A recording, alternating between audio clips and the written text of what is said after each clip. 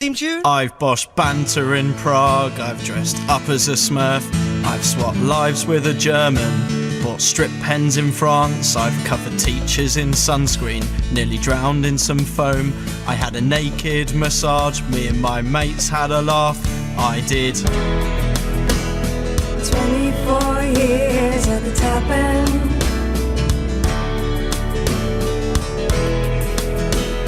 24 years. At the tap end. So Becky's not on today, but we are joined by possibly Tap End's biggest fan. Rihanna off of Films is here. I am a huge Tap End fan. It's lovely to have her here. It is. It's a bit laddie with you two. Yeah. You're a bit lads. I've never been called a lad before. I think sometimes I bring out the lad in you. You do, and therefore it's good to have a female perspective. That's weird, actually. I'm sorry, are we playing innuendo? And No. you just conned me into I it. retract that. Okay, what's going on? I'm going to take you both to my 16th year at the tap end if you're keen. I am Keen Kardashian. Oh. Yes. I'm going to be Professor Stephen Hawkins. And I'm Torvalin Keane. You've been waiting for that all day. That's my haven't you? favourite. I asked you what your keen was going to be and you wouldn't tell me. No. Brilliant. Right. Right, well, I'm ready. Ready? Ready.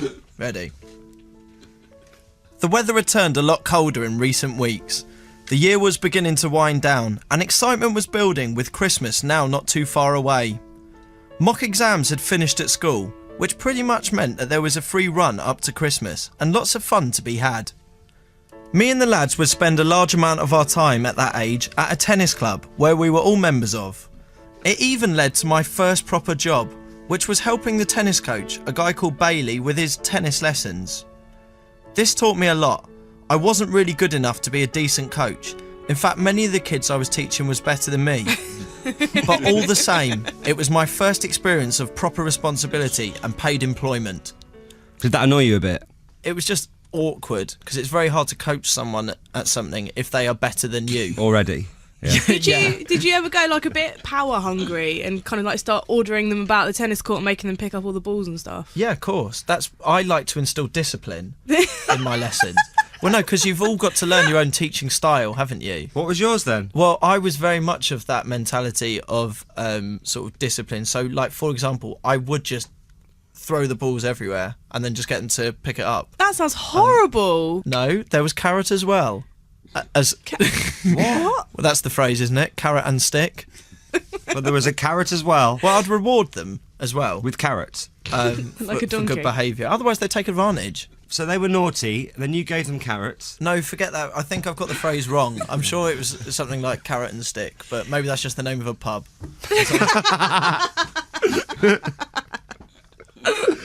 The tennis club was a good place to meet girls. There was no real standouts, but a group of quite nice average girls.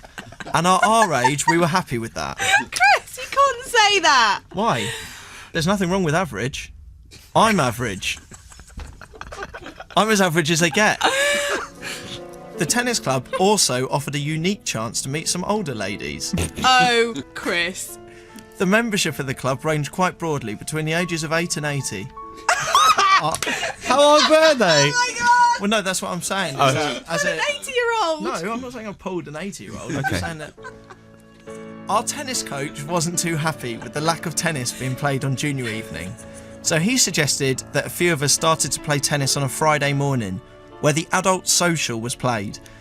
Me, Dougsy and Webbo had been attending these sessions for the last month or so now, and I have to say I was really enjoying them. Rather than just the junior evening girls, we were meeting some more sophisticated women. They were all a lot older than us, but very friendly. Especially one, a housewife called Irene. How much older was she? I don't know, it was hard to put an age on it because it was... It! How did you just call a woman it? No, what I just mean, it was a difficult one because she had youthful ways. Oh, goodness. Okay. And she was a good tennis player, I'll give her that. I'd like to hear more. I always enjoyed playing with her. She wasn't the best player, but she was very funny and had an air of confidence I found quite endearing in an older woman. She had the ability to turn anything into an innuendo, especially with the amount of tennis terms that would be used throughout the game. Balls, net, smash, juice, for example. There's a lot. Wait, I don't get the net one. I don't know, but that was her skill. She managed to turn everything into... You're a bit like that though, Rihanna, don't you? Like generally round about the building. Like Rubbish. He's saying that you're filth. I'm not saying that. I bet I'm not as filthy as Irene. The whole club was excited about the one time of the year absolutely everyone would join together, the annual Christmas party. I was really looking forward to it, as there wasn't that many nights that you could go out on age 16, especially a proper party like this. The day of the Christmas party came about. It was a big day. Me, Dugsy and Webbo suited up at Dugsy's. I even polished my school shoes for the occasion. We cycled there together. Even as we parked up the bikes, you could feel the exciting atmosphere. The clubhouse had been decorated really nicely. It was like a completely new place. We were one of the first people there, and we were greeted on entry with a glass of champagne. Wait, were you allowed that? Due to the strict rules, we all no doubt on the champagne. So I went and got myself a blue Panda Pop from the bar. Everyone was stood around awkwardly. I avoided the table football and stood there talking to Dugsy when I heard a voice say, "Hello, Mr. Stark." I turned around. It was Irene in full-on Christmas party dress mode. You made her sound like a Bond villain. Hello, Mr. Stark. No, it wasn't like that. I think she was just being over-friendly. It Was she a bit like Pussy Mr. Galore? Stark. I went in for a cheek kiss. I've always thought it's weird how Christmas parties is one of the only time of the year you cheek kiss people you never normally do. Panda Pop in hand, I gave her a single to the left cheek. She leant down for double. I did my best to style it out.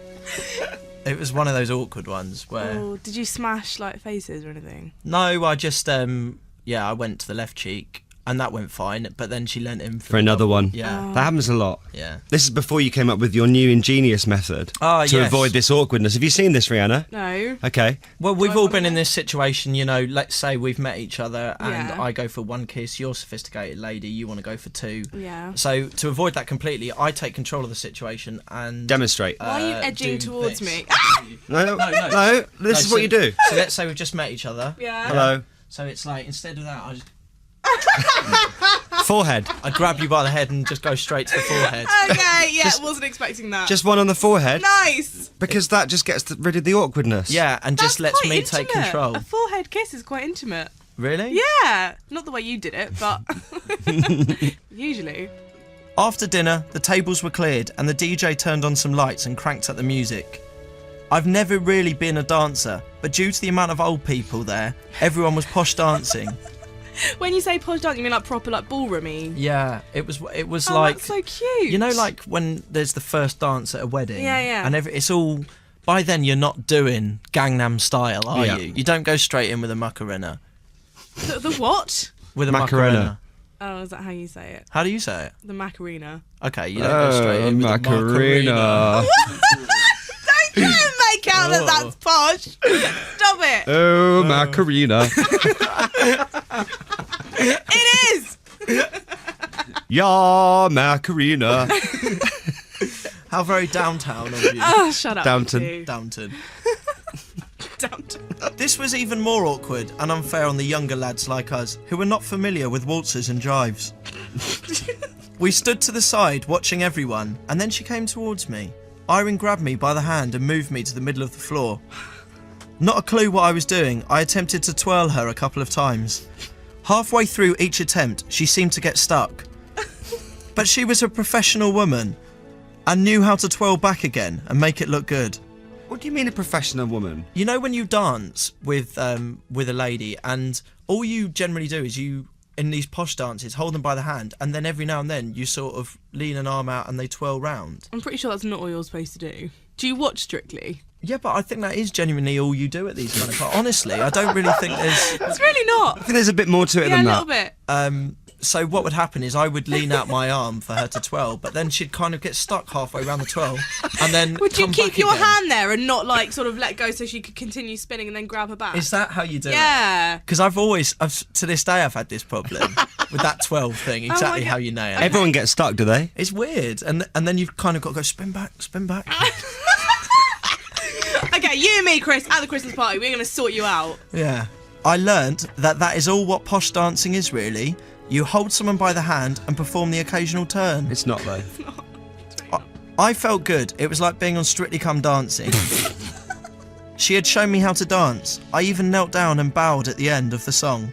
I think this was a step too far though. People were laughing. Wait, hold on. Sorry, you knelt and you bowed. Yeah, I sort of kissed her and knelt down and sort of went like that and then kissed her hand. Oh my goodness, like in medieval times. It was too far. It was a magical evening, and with my newfound dancing confidence and persuasion from Dougsy, I decided that I should dedicate a song to Irene. Oh no! No! The Love Shack was playing, but I asked the DJ if there was any song I could play for Irene. He said he'd play it next. I took Irene by the hand as the DJ announced that this next song was for Chris and his favourite lady. I've got the audio for what he then played. Okay, do you want me to be the What I thought DJ? would be nice, yeah, if you'd be the DJ and do the dedication. So I was standing there with Irene. Love Shack had just finished. And then you were on. And here's a song for Chris and his special lady. Hit play.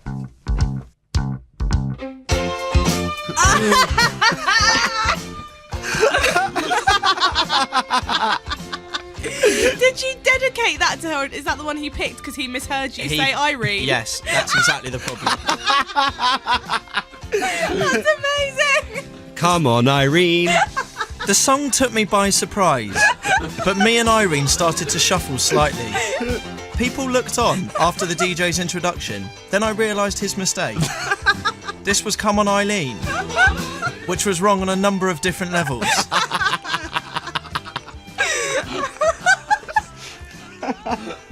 I saw Dougsy and Webbo realise what was going on, and they were laughing hard. It was an awkward 3.5 minutes, and I felt the need to apologise every time it got to the chorus. Did you? Yeah, for obvious reasons. Sorry. It was an honest mistake though, and my first experience dancing with an older woman.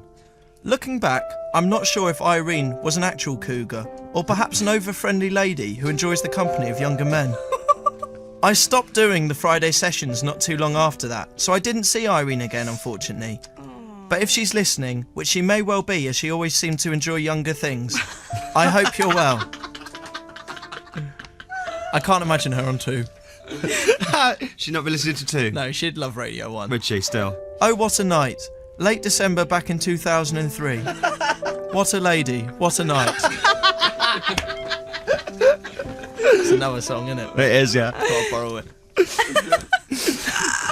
Theme tune. I've boshed banter in Prague, I've dressed up as a Smurf, I've swapped lives with a German, bought strip pens in France, I've covered teachers in sunscreen, nearly drowned in some foam, I had a naked massage, me and my mates had a laugh, I did.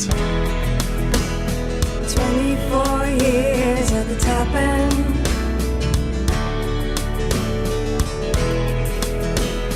"24 years." At the tap end.